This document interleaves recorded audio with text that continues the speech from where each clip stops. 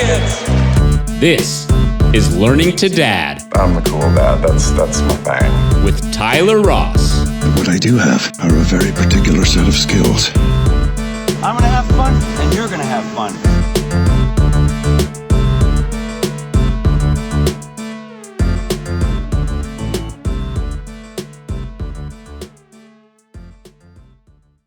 All right. Hello and welcome to Learning to Dad. I'm Tyler Ross, and today's guest is Brian Nagel. Thanks for spending time with me, man. Tyler, I'm really excited to be here with you. Appreciate you having me on. Hopefully today we can learn and grow together.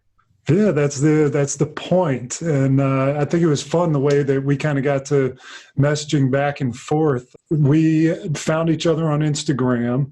I looked at you and found that, I said, I think I recognize this guy from somewhere. So after a little further investigation, which by happenstance, my 4-year-old daughter's favorite song is Katy Perry, Roar. And there you are, the Katy Perry's boyfriend in that. And that was 5 years ago. So you've done a whole lot since then. Catch me up, man. What are you doing right now? You got house productions, movies. That was a big launching, kind of a launching pad for me as an actor and for an entertainer. But in those 5 years, I mean, I couldn't have imagined a better life. I've gotten married. I've got 2 baby girls now. I've got 2 feature films under my belt. And, it looks like things are going to continue down the path of growing and expanding on what I'm trying to do. So it's just been a whirlwind. I mean, I think it's been, like you said, 5 years, but it seems like it was just yesterday. And I look back and I'm like, what the heck happened in 5 years? As every dad talks about, it's like the appearance of time changes. And it has certainly changed for me. And I'm still learning how to deal with that change, and I think that's one of the struggles that I personally am going through. Yeah. So you just had your second baby girl in the last, 2-3 weeks? 3 weeks. Yeah. It was, again, like we'd spoken before, it was a whirlwind. She was due May 29th and she came on May 20th. And we had a wedding the night before. Oh, so. Wow. And my wife was in the wedding. So there was all this anticipation about, okay, I'm in the wedding. Is this baby going to make it? And we're dancing at the wedding. We're having a good time, having a drink or two. And it's a great story. My wife comes home, and I kind of go to bed.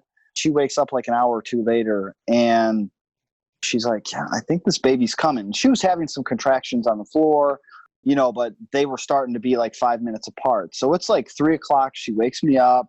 And then we get to the hospital at 4, and the baby's born at 5:22. Unbelievable. That's wonderful. Yeah. How quick that was. Yeah. My wife is such a champ, and, it amazes me, like, how she kind of held out, and she's like, yeah, I don't want to wake him. Like, she was concerned about me. Like, that's how awesome she is. And she wakes me up. We get to the hospital, and it was literally 2 pushes. And I don't know if you were there. I'm sure you were, the birth of your children, but it's such a grueling process just to go get registered and to get into it. And the way that she did it, I was just like, and compared to the first one, of course, every child's delivery into the world is totally a different experience. So for me, this one was just like a blink of an eye and she's here, Yeah. That's so cool. I want to talk about, like, you're coming from Cleveland and your move out to LA, but while we're talking about this baby you just had and the birth, one of my friends actually in LA just had a baby a couple weeks ago, and their labor story was traumatic. I mean, oh God. Talk to me about your experience, just so fresh. Like, where were you in the room? What'd you do? All these things.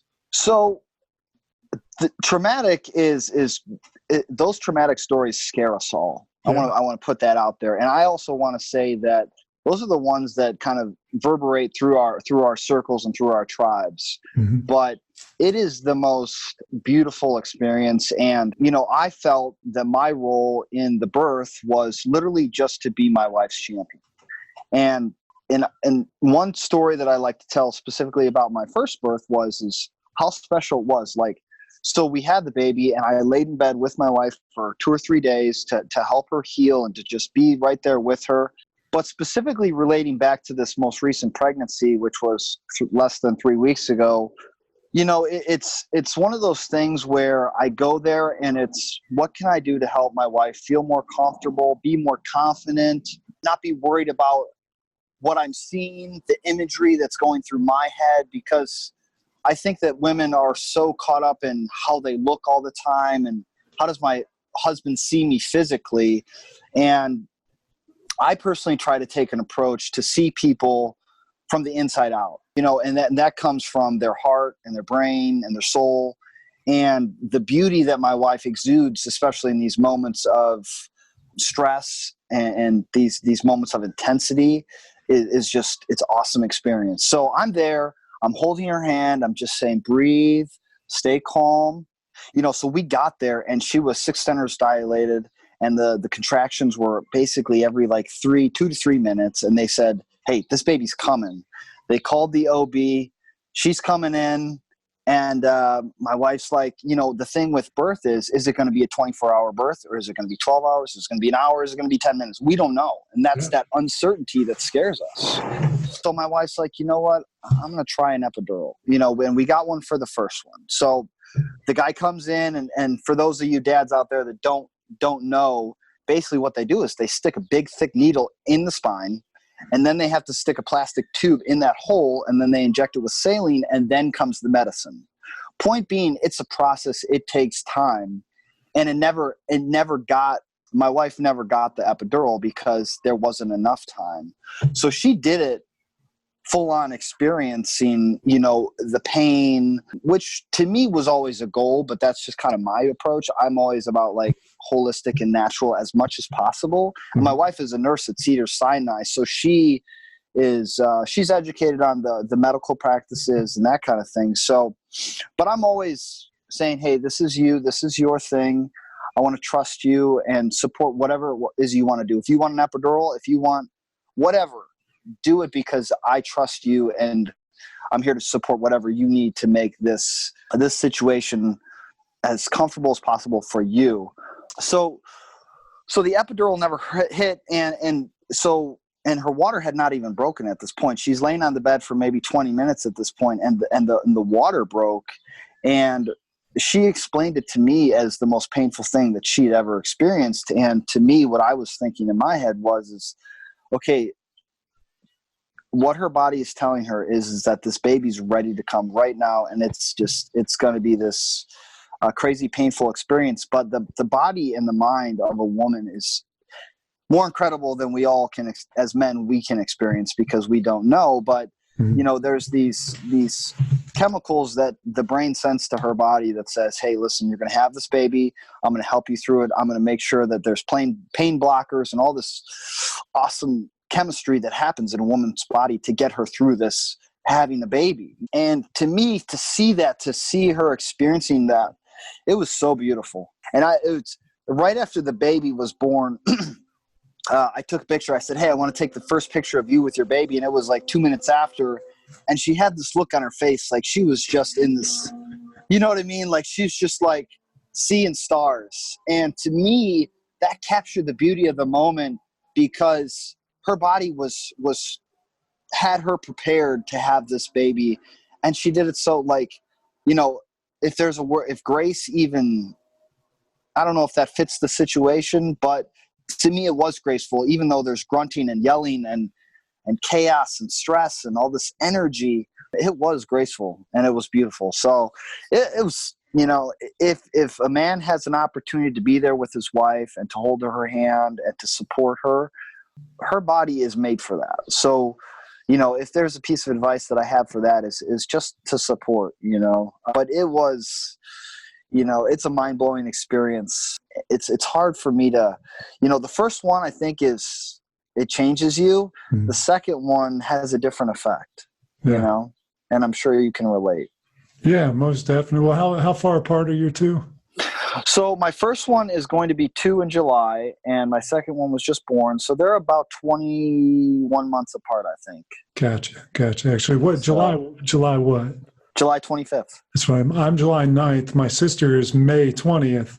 That would have been too weird if we were Nice. just there. Well, But it's weird. I mean, I think there's some, the universe works itself out in the way that there's these connections of your sister having the same birthday. And, so my first daughter, she was born on my wife's grandpa's birthday, and my second daughter's time was like one of my grandparents' birthdays or something. It's just, it's so weird how there's so much connection, and it's beyond us, I think.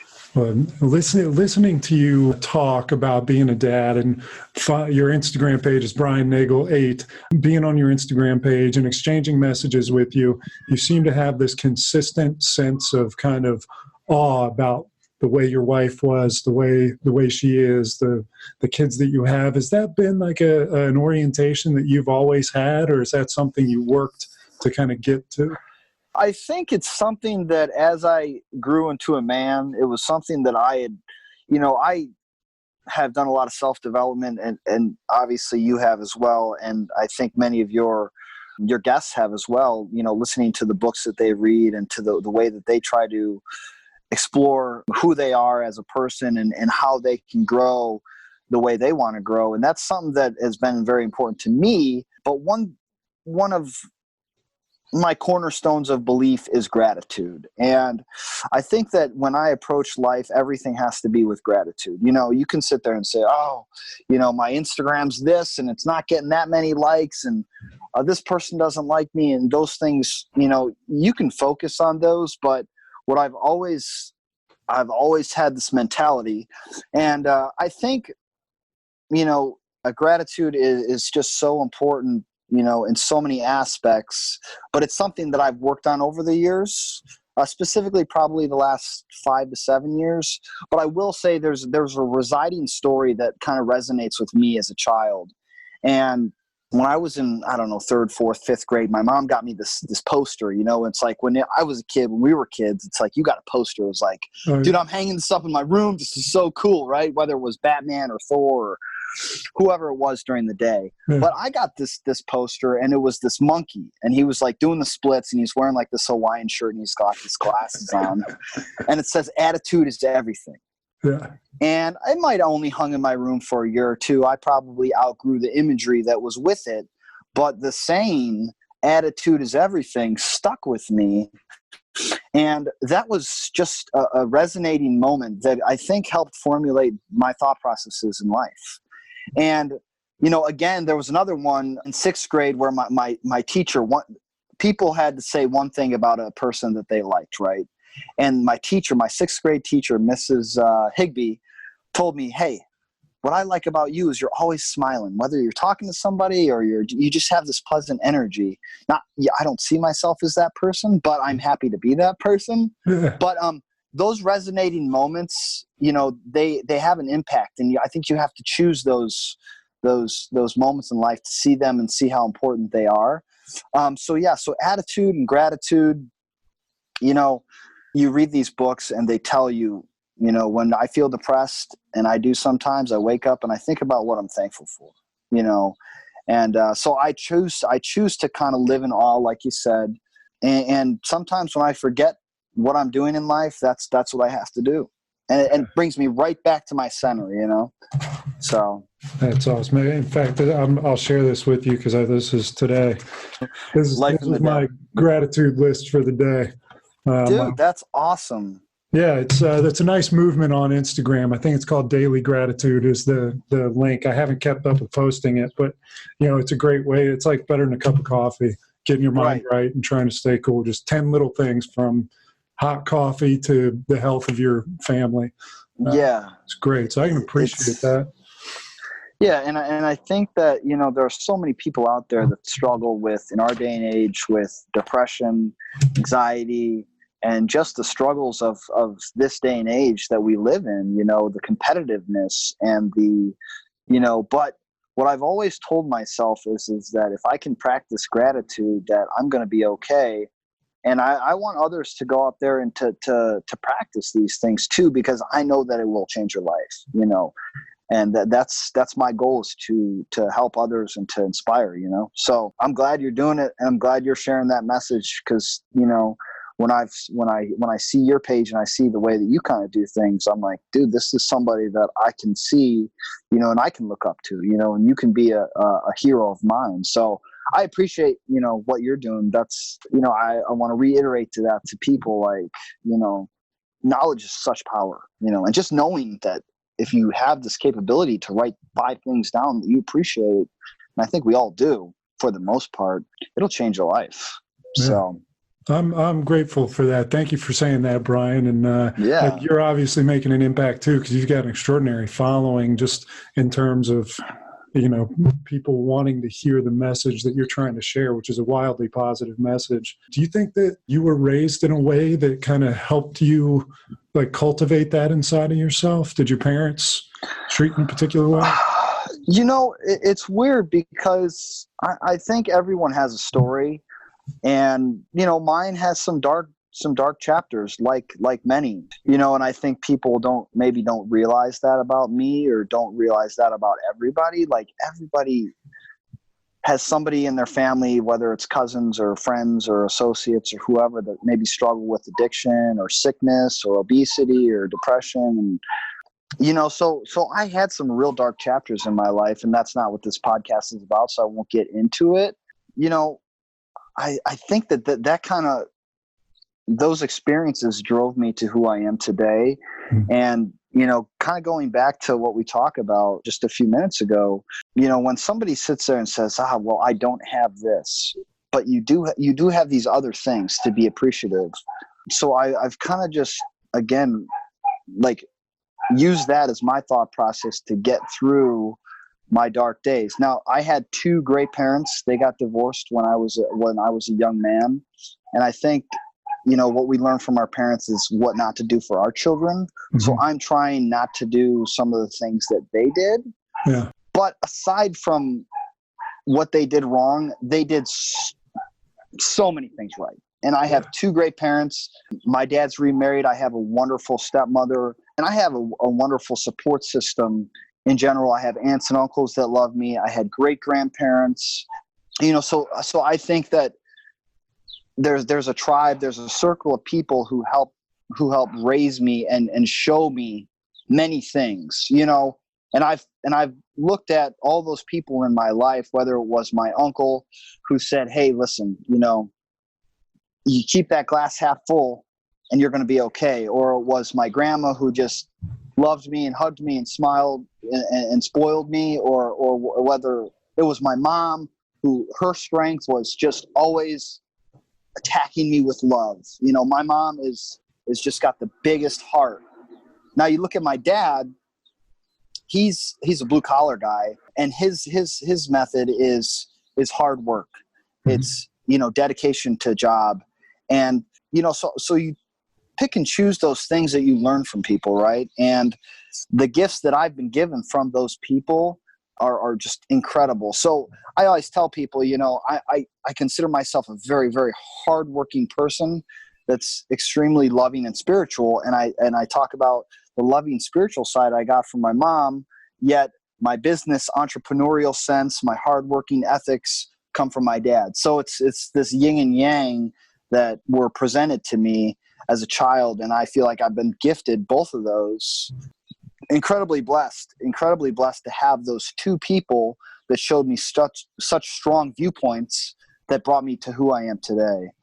So I think, to answer your question, I have been given so many gifts as a child to get me where I am today, but needless to say, there were also some things that I had to work through, so yeah, I was very blessed with a strong upbringing in so many ways. Yeah, that's a potent combination of hard work and discipline with spirituality, gratitude, love. That's awesome. Tell me about being in Ohio and the decision to come out to LA.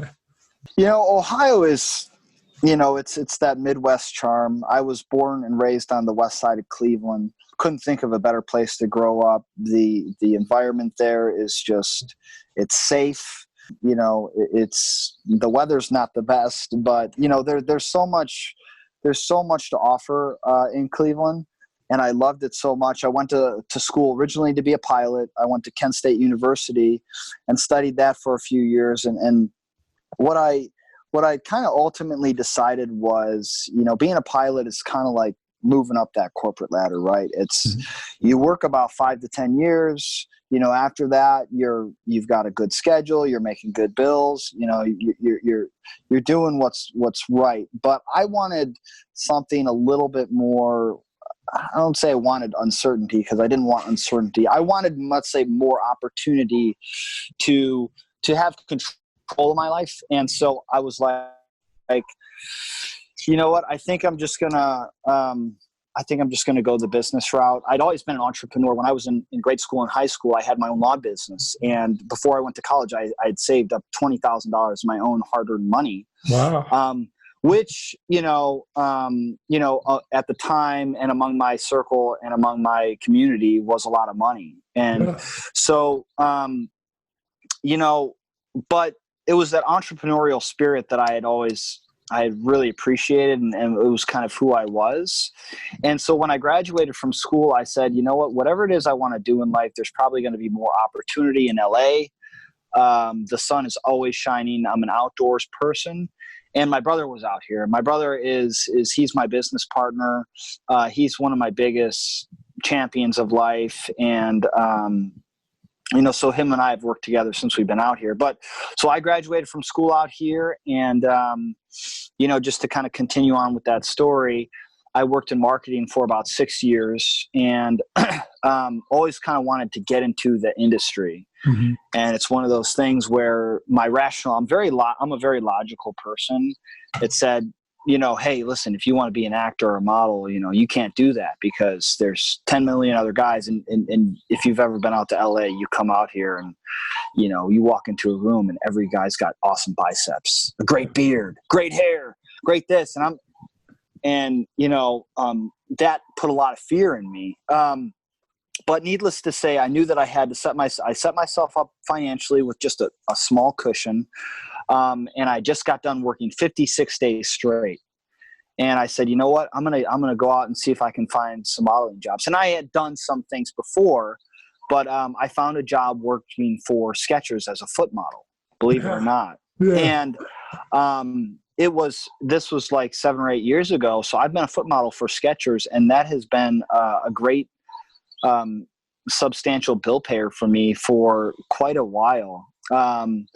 And I think the point is that, I jumped off the ledge, and, I was afraid, I was scared, and now I'm fully in it, and I'm still scared, but I'm moving forward, So that was kind of what brought me out to LA was just seeking opportunity. And, I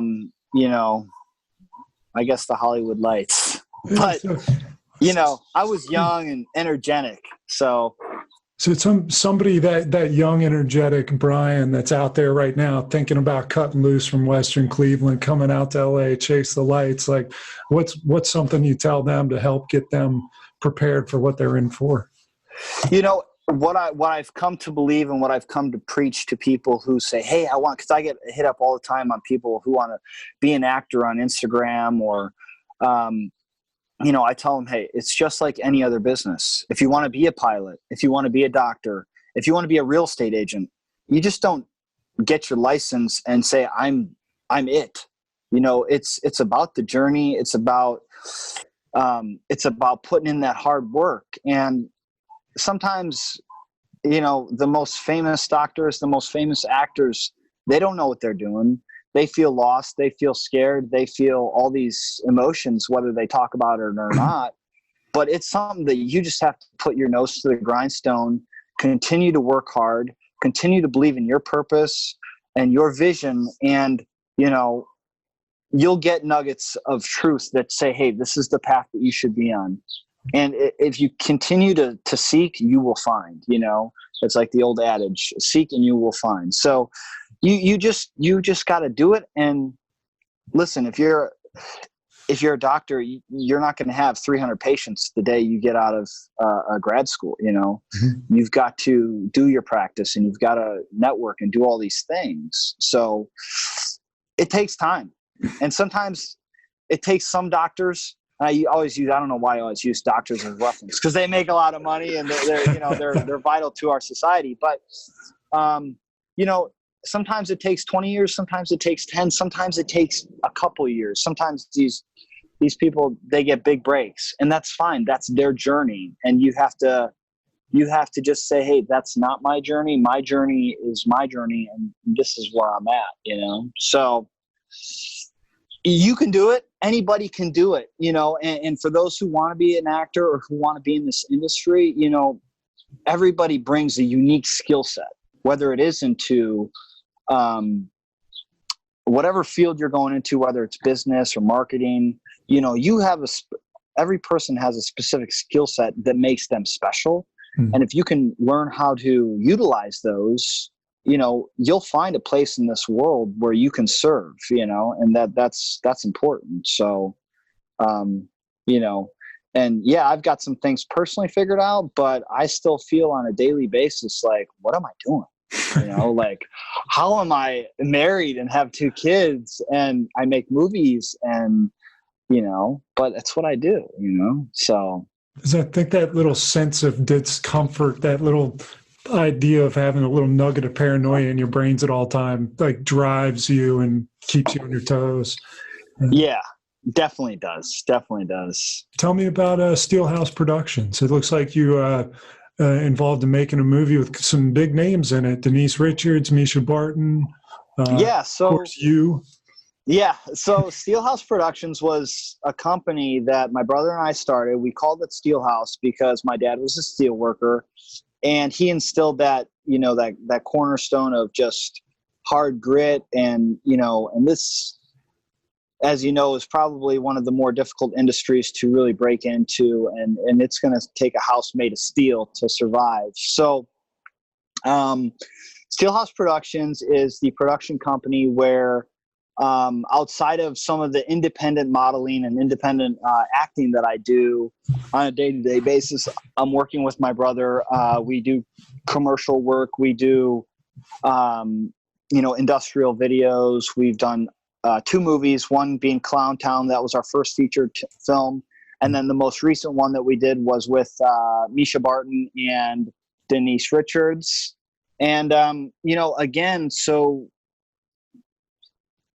our business is about 6 years old, and it has grown steadily for 6 years. And I think that as an entrepreneur, it's like, my business isn't making millions yet, right? And it's like, we're like, how do I get to those millions? How do I get to those huge paychecks? Or we're always seeking those things. But I think we have to kind of be rooted and just say, hey, we're growing, we're doing this. And we have a plan for further growth. We've got another movie that we're working on. It's much different than what we did the first couple movies. The first couple movies we did were in the horror thriller genre. Mm-hmm. And that's where a lot of companies break into the industry, just because, you can make a horror thriller with smaller names on tighter budgets, and it can still get out there and still be successful. If you make a drama, it's going to be a little bit more hard saying, oh, this drama starring Brian Nagel, who nobody knows, you want to get a product out there with some bigger names. But, it's a work in progress, and we're growing and learning. And it's really exciting to have a company where you work with a family member. Do you work with family members? Yeah, my father and I work together. Okay. So, my dad just retired like a month ago, so he has worked on both of our movies with us. And I'm sure you awesome. Can share, when you working with my brother, it's been such an incredible opportunity because he's a great guy, and he's got a lot of the work ethic that I do. Mm-hmm. But I think there's just this drive to just make this happen. And we have a shared goal, that, we want to employ people and we want to help them pursue their dreams. And, so Steelhouse is if it's probably my third child, Yeah. So, It's just every day, wake up, what can I do for Steelhouse? How do I get that next movie moving a little bit faster? And, it's one of those things where you just keep putting your nose to the grindstone and looking for progress and seeking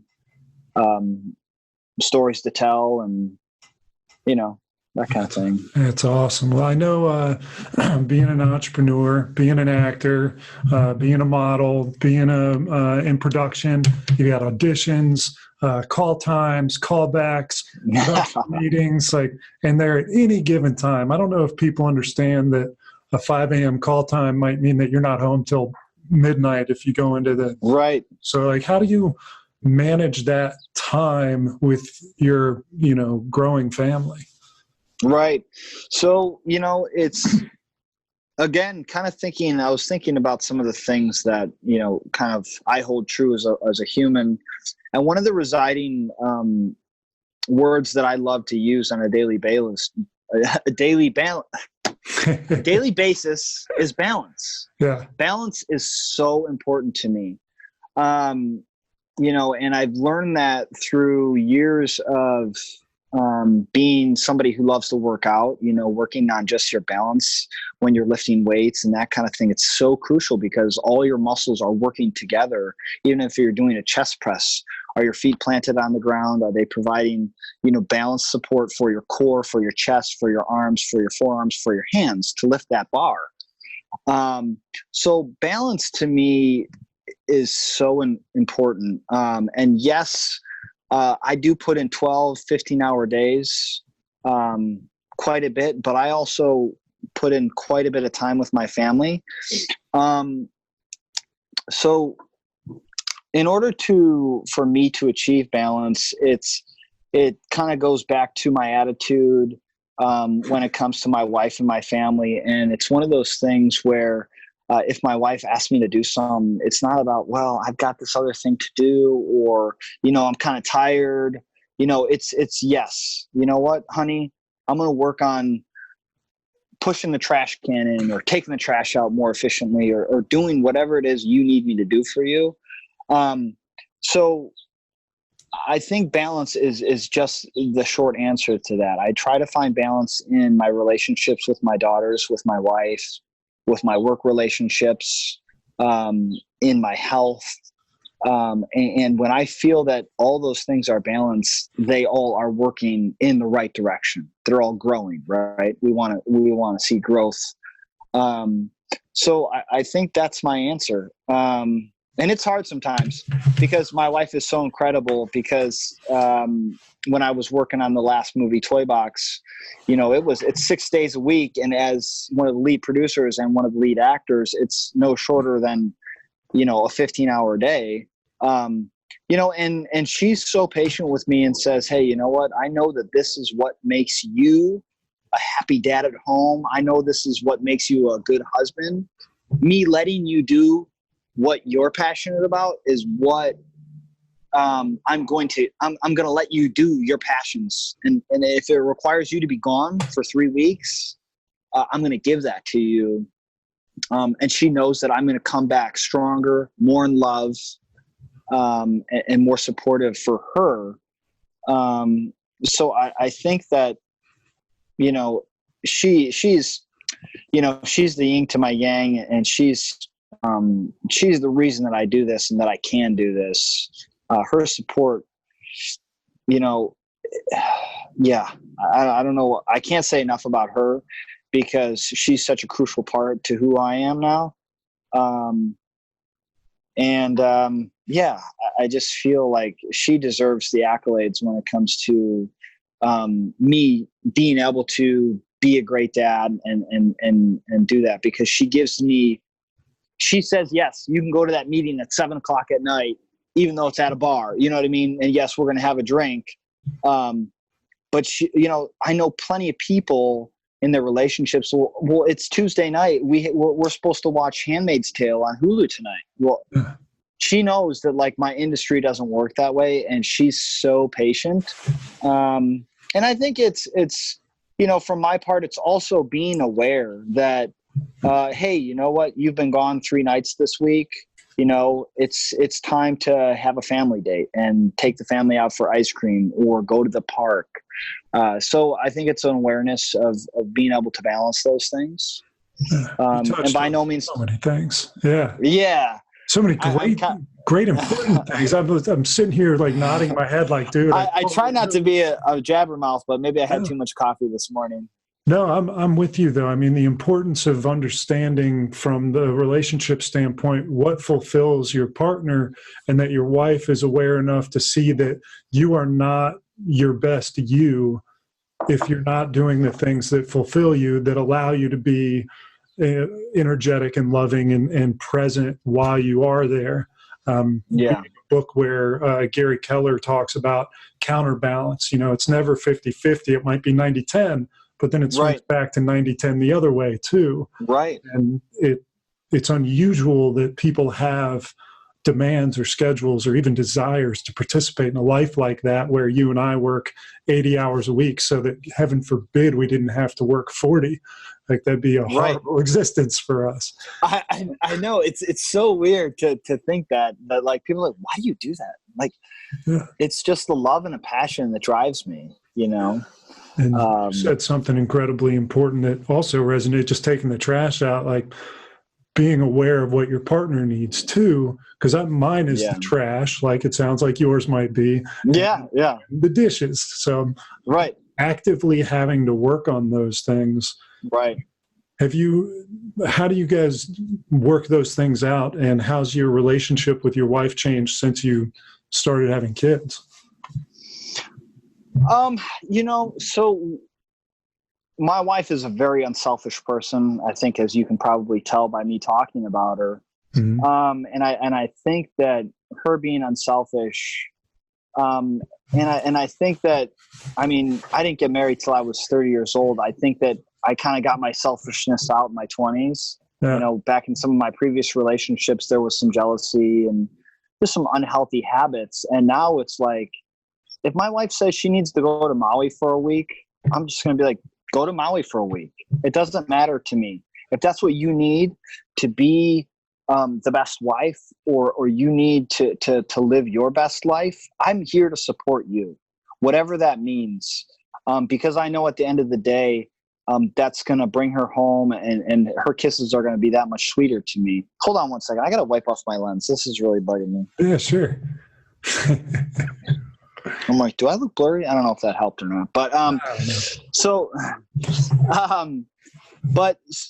and then in having the kids, again, I think it's like, it's reshifting that balance, right? It might've been with one child, it might've been 30-30-30 or 20-20-60, whatever it was.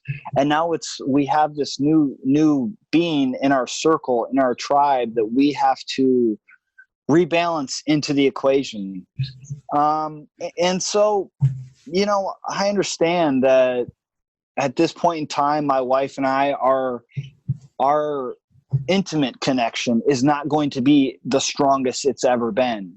So I have to accept that as a man. I can't be selfish and say, I need this. I have to sit there and say, there's just not enough time right now for me to have those things, and I have to give that time in order for her to give her time to my baby. And again, seeing the big picture, I realize that that's more important, that my child is given that love and that care so that she can grow into a human that's going to help change this world in a better direction. And I know I'll get mine. Whether it's 10 years down the road or whatever the case may be. So I think that, there's a lot of sacrifice that's involved in life. And I think that in this day and age, maybe sometimes it's not really talked about enough I love David Goggins. He's so hardcore, sometimes too hardcore for me. Yeah. But David Goggins is a guy that inspires me because he kind of has that grit that I believe in. And he has an attitude that I can also assimilate with, that says sometimes you have to dig deep. You got to find the dirt. You've got to find those wounds that are deep inside of our ourselves, and you got to figure out how to heal them. And kind of relating back to the question is how do you find the time? Sometimes you just got to make that sacrifice, you know. Those sacrifices that I might make now, they could change the world in 10 years. Now, will I know whether it was the sacrifice I made yesterday or today or tomorrow? Who knows? Yeah. But the point is that I believe that those sacrifices that I'm making for, let's say, the benefit of my relationship with my wife, the sacrifices that I'm making now are helping my children, right? Mm-hmm. Now, that's not to say that my wife and I have this terrible relationship right now, because we don't. It's great. It's fantastic. It's everything that it needs to be in this moment.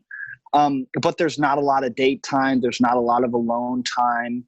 And that's okay, you know? So that's kind of what I've come to grow through and to learn. And, you know, for new parents out there, it's a learning process. You know, parenting one child is much different than parenting two children. And you have 3 or 4 children? I've got 2. Yeah. You've only got 2. Okay. Yep. Are you guys thinking about 3 yet? Dude, the conversation has been an emotional roller coaster. A week ago, my wife wanted me to get a vasectomy, and 2 days ago, she wanted to have a 3rd kid. So so right now we're on the tarmac waiting. Right. Yeah. Excuse me. Hold on one second. Oh yeah, sure. Well, you touched on something I think is incredibly important. That's a theme that I think, like you said, goes overlooked. That people that are wired in a more entrepreneurial way, or who have other ambitions outside of whatever it is that they do, once they get introduced to a family, a wife and a kid, suddenly they feel like they can't go record that podcast or chase that other side hustle or do this hobby. And I would posit that you just have to prioritize and be more efficient, because you found ways to have 2 kids, satisfying relationship, a production company, and all the other things that you're doing. So like, is there you know, a little golden nugget that you'd offer somebody that's about to enter into that world? You know, again, I'm figuring it out as I go. And it's hard. It really is hard, you know, because, so, you know, I've with this new second child that I have, you know, what I find myself asking myself is like, how am I going to do this? You know, and it's scary to me. And it's the same thought that I have of, how am I going to be an actor? How am I going to be a producer? You know? But I know that if I put my heart into it, I can do it. And I think that I attack it with balance and you know, and I think there's an instant gratification that we're all seeking these days, because everything is about instant gratification. And what I've always been taught through these thoughts and through these emotions and these processes is that patience is one of the, and I'm a patient person. I am patient with people. I'm patient with my friends and my family. But I feel that I'm least impatient with myself, meaning, you know, hey, you're not where you want to be yet. You know what I mean? So when it comes to me trying to figure out how to be a dad to 2 children, how to be a great husband, how to be a producer and have this Steelhouse Productions company, you know, I've got to just be patient. And it's such a hard thing to do, because it's a constant practice. You know, you're patient one day and the next day you're super impatient. Mm-hmm. And then you're impatient for a week, and then it's like you're patient for 3 weeks, and then it's like, I got to get this done now. Like, it's got to happen now. It's like, just calm down. Like, you're in process. You're in this journey. Like, my wife and I so going back to the 5 years that I've had. So 5 years ago, I got married. And so my wife and I asked my wife to marry me on the set of my first movie, Clown Town, in Cleveland, right? Yeah. So from that moment, I asked my wife to marry me on set. We got married. My first movie came out. I had a baby. I had a second baby. I made my second movie, and I just bought my house. And I just bought my house. So I just bought my house about 6 months ago, and I did a pretty big renovation. I did all new electrical, all new lighting, all new floors, about 40% new drywall. Yeah. I put 100% new kitchen in it, and I did all the work myself. Yeah. I had my cousin come out and help me for 6 months, or for 6 weeks, I should say. But so in these 5 years, these are all big things that have happened to me, right? And I'm looking back through this process and thinking, dude, like, your journey is so beautiful and you have so much to be grateful for. Like, you've done so much. And to some people, this is maybe a lifetime of work, right? For me, it's just my journey these last 5 years. And I know that I have so much more to offer this world and to inspire others with. But going through this process, it's been crazy stressful. But to look back as kind of and see the big picture, like, wow, like, this is cool, man. Like, you're doing everything you say you want to do. You want to build a house for your family. That's basically what I did. Yeah. And to say that I'm raising 2 kids in one of the most expensive cities in the world, being a producer and owning a production company and being an actor and model, like, I know how hard that is. You're doing it, Brian. And like, I have to give myself these motivational pep talks,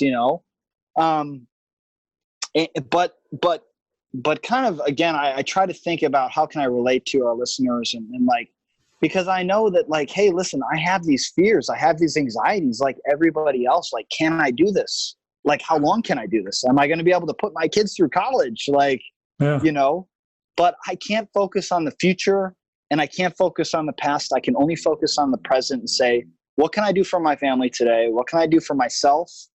What can I do for my wife? What can I do for my production company? How can I inspire Tyler? How can I inspire his listeners? And how can I make a positive impact? So, this journey's just been so incredible. Yeah, I tend to take this on like this weird journey of, you ask me a question and then I go down these little rabbit holes of answers. So No, I'm only. I hope I'm offering some goodness to those. So. Oh yeah, I want to ask you about that particularly, because it seems like a lot of the rabbit holes you go down to are focused on putting attention on other people and being of service and adding value. So when you are in a stage of self-doubt that you feel like you need to get yourself out of, it seems to me that that's your way of doing it. Of how can I help somebody else? Is that true? And are there other things that you do, like writing goals or lists or meditating or some practice that helps you overcome self-doubt in those moments? It's all very true. It's all very true. There's a million tools out there that we can all use, and I think every person has to find what tools they can use to get through their journey. Mm-hmm. So yeah, meditation is a big thing for me. Health and fitness are like, so before I was married, health and fitness were like just one of the top echelons of my game, right? I had the tightest 6-pack and I was running, 30 to 50 miles a week and just eating spinach, eggs, and every single day for breakfast. And there's so many facets of life that I believe are important to constructing a full life, right? So say your question again, because I'm already down the rabbit hole and I can't. Well, just like practices you might have. So I think some practices that I have are, gratitude, listing. Sometimes one of my practices is listing 5 things that I'm grateful for, either before I go to bed or when I wake up. Mm-hmm. In some of these moments that I do find myself struggling, I chime back to this list of 5 things that I can be grateful for. But I think, health and fitness are so crucial. I think so many people out there that struggle with some of these things, they don't realize that food is our medicine. And if we're putting good food in our bodies are going to feel good. If our bodies feel good, we're going to be able to accomplish more things that we want to accomplish, whether it's just being a good husband, and that means cleaning the house for your wife. You're going to have better energy to clean the house for your wife if you're eating good food. Yeah. And I think it's so crucial to drive that point home with my people and try to inspire them through that. And granted, it's been, having 2 kids, and going through this most recent journey of buying a house and all this newness. I'm still trying to find myself. I'm still trying to find my new rhythm. And some days I wake up and I feel like I'm in a rhythm. I wake up, I get up and I do like a 20-minute stretch. Right now I've been reading Wayne Dyer for the last year, which I'm not sure if you've heard of him, but he's an incredible know him well. Saw him in teacher. Tampa live. Yeah. Oh man, that's incredible. A friend of mine back in college introduced me to him, and here he is still with me, inspiring me. So, there's so many tools out there for people to utilize, whether it's you look up YouTube and just Google search motivational speeches. Sometimes that gets me going in the day. Yeah. And sometimes it's a cup of coffee. Sometimes it's my five points of gratitude. Sometimes it's a workout. And some days, I don't get to do anything, and those days, maybe I'm not my best, but I chug through them and I know that tomorrow's going to be another day. I have a strong sense of faith that God has a plan for me, and what I'm doing is the right thing. So I try to follow that path that God puts in front of me. And, wherever that takes me is where I'm willing to go. Sometimes I think there's people get so caught up in their ideas that, hey, listen, I want to be an Instagram influencer and that's what I'm going to do. But God keeps telling you, hey, listen, your calling is to be a YouTuber or to be a doctor or to be this or so, I try to follow what signs he puts in front of me, and so there was a book I read called The Alchemist by Paul Coelho, which I'm not sure have you read it? I haven't read it. I'm familiar slightly with it. Okay. It's an incredible book, international bestseller. But one of the things of the guys in the story, he has these, they're called omens, right? And these omens are these signs from whoever, God, whatever you believe in, the earth, the power, the energy that life puts in front of you. And if you look for the omens in life, you will see them. And right now, my omens are my family. My family is what's in front of me. And it's like, that's what needs all my energy. So I'm putting, so much energy into my family. So yeah, that's kind of one of my things that I look for is the omens in life. And that kind of is a guiding star for me. Yeah, that I love that. And what you said about, I'm not even going to try to paraphrase it, but talking about like having to be open to seeing the omen, without getting the blinders on that you're going to be the Instagram influencer. If you detach yourself from that, maybe the YouTube or the doctor route suddenly becomes the easy downstream, hop in the canoe and you're there version of you. Right. If you're available to it and open to it, which is really cool that you've made that acknowledgement and sharing it. But I want to ask you a couple of short answer questions, like Sure. Dad, parenthood, short answers. What's an impact that your kids have made on you? That's a tough question. Yeah. Because there's been so many impacts. If there was one strong impact, and it's the first thing that comes to my mind, I think it's just that, man, it's hard for my brain to stick on one impactful thing. It's to just be in the moment. I think that's where it's at. You just be in this moment right now. Right now, I'm here with Tyler. Just talk to him. Just speak from your heart. Be, let it flow. Just be in the moment, because kids are always in the moment. They might piss you off and they might be in a bad mood, but then literally 3 seconds later, they forgot about that bad mood.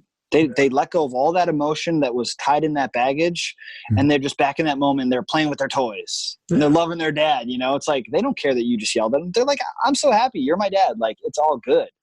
So, and I think that, that's where we need to be, is in this moment, because that's all you have. The past is the past, the future, who knows? Yeah. And if you're just enjoying this moment of the sunshine, talking to you, you can only be in your best state of mind, So that's great. Do you know who Grant Cardone is? No, I don't. Not yet. Yeah, he's a real estate guy, really bombastic personality. But he said something that totally resonated with me that might make sense to you as an entrepreneur, that like somebody asked him, how much time do you spend with your kids? And he said, 100% of my time. He said, how much on your business? He said, 100% of my time. He said, when I'm in my business, it's got 100% of me. When I'm with my family, it's got 100% of me. And that, right. I just feel like that's another way of what you said that made sense to me. So what is, as having a 2-year-old and a newborn, what's your role as a father now? I think I was reading Wayne the other day, and one of his, he talks a lot about the Tao, and one of the principles in the Tao is just kind of letting things happen. And that's the very simple way to put it. But I think my point is that even in being a father, I think people see control in life. And I think sometimes, they say that you just have to let go. And life has a way of working itself out, whether it's with your relationships, with your children, or with your wife, or whoever. And I think I have to apply that to how I deal with my children too, is that, they are their own people, and I'm merely here to guide them and give them a hand when they say, Dad, can you help me? And Dad, how am I going to do this? Well, here's how I would do it. You could do it that way, or you could do it your own way, because the older we get as more experienced adults, it's like, you can't change people. And when it comes to children, you're merely there to be their guide and their cornerstone, that when they're hurt, when they're sad, you're there. When they're happy, or they're glad, or they are going through whatever, you're there, So that's my role is literally just to provide support in any way that they need support, whether it's they need food, or they need love, or they need discipline or guidance, or whatever it is. So I'm trying to still navigate how the chemistry works in the family with the new child, and how the chemistry works between the two sisters. And but it's working itself out so beautifully. And so I think what I'm here to do is just be a vessel for them to achieve their life. Their life has its own direction, its own goals. And if there's something that I can do to facilitate those goals, or to, propagate them, then that's what I'm going to do. I just have to water the plants, and they grow, That's awesome. Something that's important to me is resilience. How do you think you can teach children to be resilient? I think resilient is such a brilliant word, Tyler. My dad, he's one of the most resilient men in the world. I don't know how your dad is, but to me, my dad he's my definition of resilience. So that's one thing that I'm trying to exemplify, for my children, because I know how that, as a child, how I perceive that resilience of my father. And I want to be that for my children. And I think, it's important to to me, what resilience means for my children is being consistent, right? It's giving my children the time that they need. It's giving them the inspiration they need when they need it. It's giving them the tools they need when they need those tools to go on their journey. So that resilience, it will. I think that's one thing that I'm working on is trying to be a resilient father. And I think that means consistency. I think that means,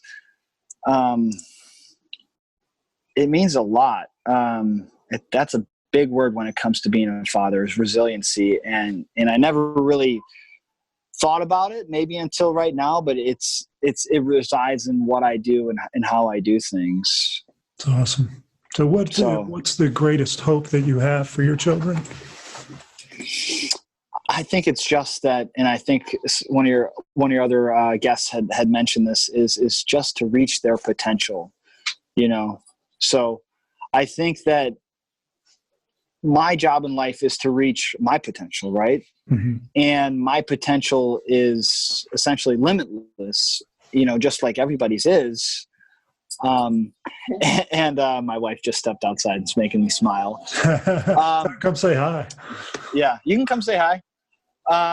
So we were talking about potential. So I think the goal is there's the new baby. It's my wife, Jessica. Hi, Jessica. And what's your baby's name? That's baby Savannah. Hi, about baby Savannah. 7.5 pounds. So awesome. Yeah. Good job, Mama. Oh, she's incredible. So I think, reaching the potential. And I think that it's my goal for my children to reach their potential. Mm-hmm. But I think that isn't just, I've thought about this in a lot of different ways, reaching potential. And I think it kind of reiterated when you talked about with one of your previous guests is my job to hold my wife accountable for her to reach her potential as a mom, as a nurse, as whoever she wants to be. It's my job to help her facilitate reaching her potential. As a friend, it's my job to help my friends reach their potential. It's my job to hold myself accountable to reach my potential, but it's also my job to help my kids reach their potential, whether it is at 3 or 5. And it's, your potential is always changing. I think as you grow and as you learn. So I think that if I can do anything to help them reach their potential, whether it is, if they want to be a math person, how do I help facilitate that? So it's a hard thing, but and I think one of the hardest things about trying to help people reach their potential is sometimes acknowledging the truth.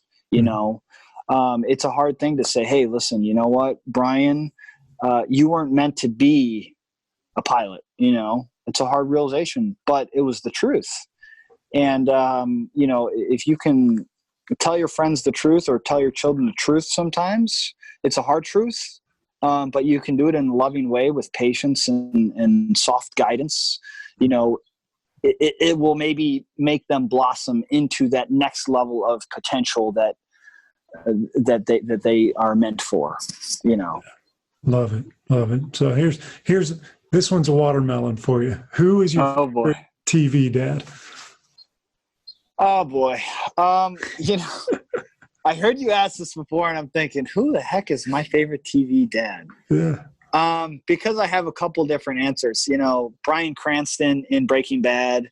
Yeah. He's like the coolest badass dad, like in that sense that if you're going to have a drug lord dad, you want him to be your dad. Yeah. And then there's, I think of like the Bob Saget, in Full House. Yeah. He's just like that charming, like sweet, like caring guy. He's always got that like positive voice, whether or not he's that way in real life. But I grew up watching that show. So I think that, I don't know if I even have like this, because I don't know. There was never a dad that really resonated with me in film and TV. And that sounds weird because I work in film and TV. Yeah. but yeah, there's so many great. Yeah. The other thing about me is, so for somebody who works in film and TV, you could be like, hey, do you remember this movie? I don't remember movies. I remember faces. I remember experiences. But it's weird. Like, people are like, oh, do you remember Jon Snow in Game of Thrones? Now, I do now because I watched that show, but you asked me in 5 years, I'm like, Jon Snow, I don't remember. And people are like, you work in the, it's so weird, but it's like, I think of my brain as a brain that is just like, it's stuck in the present. It's weird. It's so weird. And I almost think of it as a deficiency. My wife could remember a scene in a movie from 30 years ago, and she'll be like, how do you not remember this? I'm like, I don't know. It's just like, it's just like one of my character flaws, So that's like a really hard question for me. Like, oh, who's your favorite character in a movie? I'm like, I obviously have some of these things for sure written down and in cemented in my brain. But as far as TV dads go, there's a couple that stick out. But yeah, it's not like there's one who's just like, oh, Homer Simpson, Yeah, so, done, one and done. Yeah. A little bit from everybody. So if you were writing a book about your life as a parent, what would the name of one or two of the chapters be? So I think one of the chapters would be just go with it. Life takes you in all kinds of crazy directions, and your kids are going to put you in situations that you've never seen yourself in. My daughter swallowed a screw like a month ago, 2 months ago. Now it was in construction. It was a small one, and it didn't have a super sharp pointy end, but just such a scary moment. And it was like, I saw the screw sitting on the table. My wife saw it. Our grandparents saw it. And it was just one of those things, like, it hit me, but it never like, oh my, it's like, you can't get every little pebble out of the yard. You can't get every little choking hazard out of her path. Sometimes you just got to go with things. I think there would definitely be a chapter about patience, resiliency, gratitude. I think just balance. Those are some of my core guiding principles in life, and I think that being a father it's in you. People are like, how do you be a dad? It's like, I don't know. I'm being a dad because it's in me. It's my natural instinct. And so I think some of my life guiding principles are what I try to infuse into my fatherhood experience. I try to put those into being a dad and try to instill those into being a child. So I think that those are probably, the guiding principles I've talked about. Those would be some of the guiding principles in my book. Yeah. So this is a question I got from Lewis House. When do you feel the most loved? When I'm with my kids. And, when I wake up in the morning and my daughter says, she calls me Gaga, because for some reason she doesn't want to say Dada. She says Gaga. And when she smiles and says Gaga, and she's watching this movie, her obsession right now is the movie Trolls. I don't know if your kids have seen it, but the Trolls just love, they sing and dance and hug, and they have a thing called hug time. And so my daughter comes up to me and she says, hug time. And I mean, the amount of emotion that just flourishes in my body when she says she wants to give me a hug, it's like nothing I've ever experienced. The love from a child is so pure. I think that's what makes it so special. You have love from your partners, from your friends, from your family, but those have all been maybe convoluted through life's experiences. But the love of a child is just so pure. They don't see your flaws. They see nothing but your heart, and they just love it. And it's such a moment of glory when you can have your kids just smile at you and it's so special. They've It's so got special. no agenda. They're just expressing. Yeah, it's exactly everything goes out the window. Yeah. And one thing I was like thinking about is, growing up in LA, and I'm not sure what it's like where you are, but LA isn't the most family friendly environment. And it's like, I find myself all the time, like promoting family and kids, right? Yeah. Because I feel like it has so much to offer, and it teaches you so many lessons about life, and it teaches you just the basic lessons. Yeah. And I think people are like, oh, kids are so much work and all this stuff. But like everything in life, input equals output. Mm-hmm. And what you put into them, you get out of them. You know what I mean? The love you put in, you get back. The things you teach them, they teach you. You know what I mean? So I'm always like a proponent to tell people, like, if you're thinking about having a kid and you're worried about what we're all worried about, whether or not you can afford them or whether or not you can teach them and give them love and do all this, you can do it. I'm here to be like, hey, listen, it doesn't matter about overpopulating this world. It's okay. Like, kids are a beautiful thing. And try it, because, I just have nothing but good things to say about being a dad. Yeah. All right. So this is the billboard question. You know the billboard question? You got to go ahead. Yeah. What's the highway out there? Well, we got the 405 and the 101. So those are the big ones. You're on the 405. You get a billboard, a normal size billboard, to share Brian's message to all dads out there. One piece of advice: it's got to fit on the billboard. And even though you're in stop and go, you got to be able to read it at 90 miles an hour. Well, if I can't put my movies on a billboard, and I had a message to give somebody, love is like, I talk about the cornerstones of who I am and what I do.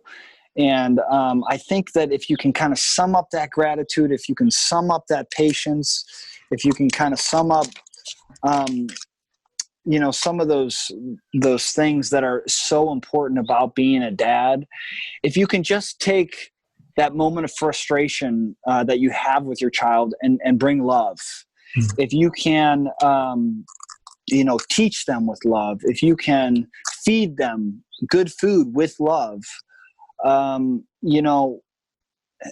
is to me such a big solution to almost any problem. You can attack almost any problem with love and find a way to solve it. So I think it's two words: give love. And when you give love, you get love too. But it's not about what you get; it's about what you give. But I think that the more love that you give, and there's so much. Being a parent is so much, but that billboard, time is one of the most important things you can give a child. And I really wanted to say that today. Mm-hmm. But I think that also is kind of filtered in through give love. If you're giving love, you're giving your time.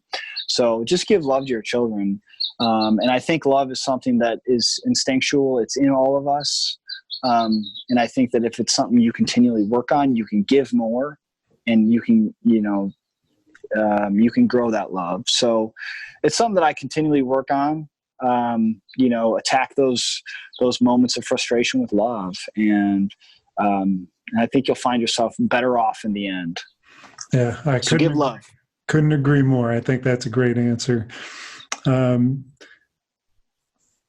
If you had no constraints, no restrictions, but you could give a gift to every father on the planet, what could every father have? I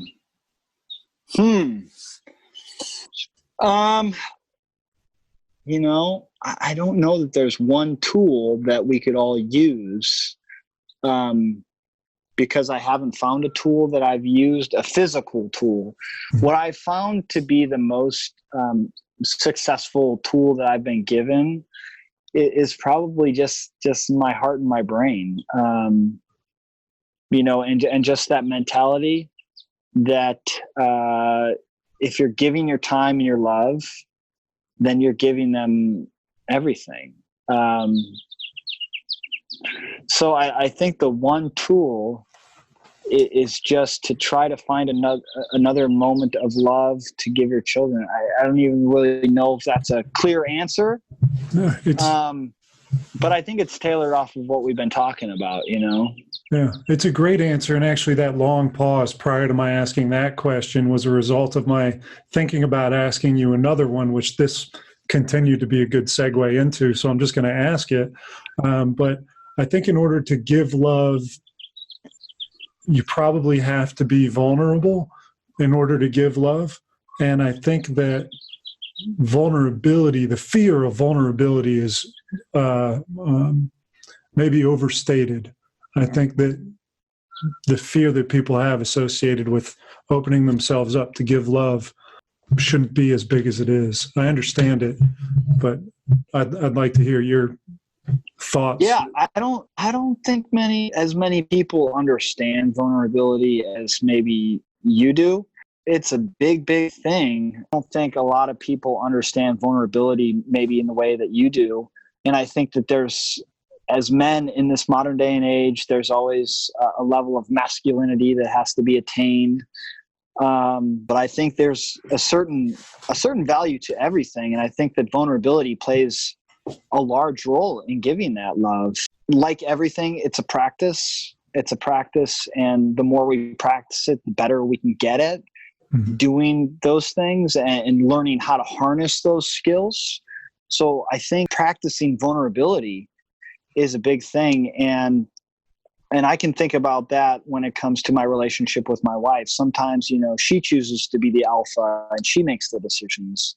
And sometimes I do, and it's that symbiotic relationship of finding the balance and the flow of things, of when do I need to be a vulnerable dad and when do I need to be a vulnerable husband and a vulnerable friend, and just be completely open and completely honest to giving love and to be accepting of whatever this person's going to tell me. Because I know there's going to be things down the road that my daughters tell me that I do not want to hear. Yeah. Whether it was they have a boyfriend or, they've done something that they didn't mean to do or they regret, and so I have to be vulnerable to those situations. And that vulnerability is going to give me the openness to present that love in the situation that is needed, to say, hey, listen, I know you went out there, you hurt that person. It's okay. Here's what we need to think about and how we need to approach it from here. What are your thoughts? I think that the masculine and the feminine need a balance in life. And I try to find that balance personally. And a big part of that balance is the vulnerability. And I think maybe that's more the feminine energy in life. But I try to explore that personally. And I find a lot of success in when I present vulnerability to my business relationships or friendships or with my children, that I can really connect and really, really dive into those situations and bring out whatever it is that needs to be brought out. So really, really good point on bringing vulnerability up, because it's something that's so powerful and we don't talk about enough. Yeah, I think being open to feedback, being vulnerable is probably one of the biggest things that I have to actively pursue. And that's probably part of this process of why I'm motivated to have conversations like this. And I'm grateful for your spin on it. And anything that you would tell me directly to help me be more vulnerable and open to feedback with my wife, particularly because I got a big ego that gets in the way despite my trying to just be open and be open to the feedback. I think, when I'm in those situations and I feel challenged, sometimes there was a saying that was given to me years back, and it was, sometimes being the best leader is being the best follower. And what that means to me is, if I'm alpha male B, right? Under alpha male A, right? I know that I can get a lot of what I want to accomplish in life by if the other, let's say the leader he's got this idea where he wants to go here, and he's always going to come to me as his secondary leader to ask my advice. And I know that sometimes that's the way that I can get what I want. I don't want to say get what I want in life, because it's not about that, but I can achieve things by inspiring the leaders right around me. And I think that's how I have grown to become a leader. But specifically, and I think it takes a bit of vulnerability to say, you know what, I'm happy with being second in command right now. I know that my time might not be right in this moment, but I'll have my time to be number one. When it comes to my wife, you know, I just have this mentality and this thing that says in me, like, if she asks something to me, like, I've got to do it, you know, because she's not asking because she's not the type of person who's going to ask me to do something because she just is a jerk. Mm-hmm. She's asking me to do it because she thinks it's what needs to be done, you know? So I have to respect that. And I think the first thing that hit me to give to you is in those moments of unclarity is to just stop for a second, take a breath, recenter yourself, and then go back into the situation and say, hey, okay. And it might bring about a moment of clarity and understanding of, oh, okay, now I get it. Now I understand why, you know. Just take a breath and soak in that moment, and hopefully that will bring a little bit more vulnerability into you. And again, you'll find that balance and that flow to keep you moving. Yeah, I think that's really profound. I think you just verbalized the moments that I've had that were successful in being vulnerable, or being vulnerable first. Because sometimes when you get two egos going at it, somebody's got to step back first. And when it is me that steps back first, it's because I did do what you just said. Take the breath, step away from the circumstance, and then re-enter it with a new perspective. Right. That's awesome. Thank you for that. So this will be my last question. Okay. But first, thank you so much for your time, Brian. Awesome talking with you. Tons of wonderful things. In the event this recording continues on forever and your kids get to hear it, their kids get to hear it, you get to speak directly to them. Any messages, advice, or just thoughts, concerns, questions, comments, anything? Well, first I want to say thank you to you, because I know how hard it is what you do. You know, you're an entrepreneur, you've got your own thing going, and what you're also trying to do is make a more positive impact in the world besides just bringing a paycheck home every week. And, you know, that's a big thing. And it's something that I personally struggle with is, you know, I focus on financials sometimes, a little too much. And I want to, you know, there's so many things that I want to be in life, and inspiration is just my biggest thing that I want to be. But looking through your page and through your website and through what you do and who you are, it's inspiring. And I'm here to say thank you for inspiring me, because I can now think back in moments in my life of what's going to bring me to the next place, and you're a part of that. So I thank you for that. And if there's something that I could leave, you know, I think I've kind of put it all out on the table. And, you know, if my kids are going to listen to this in, let's say, 20 years, the only thing I have to say is I love you guys.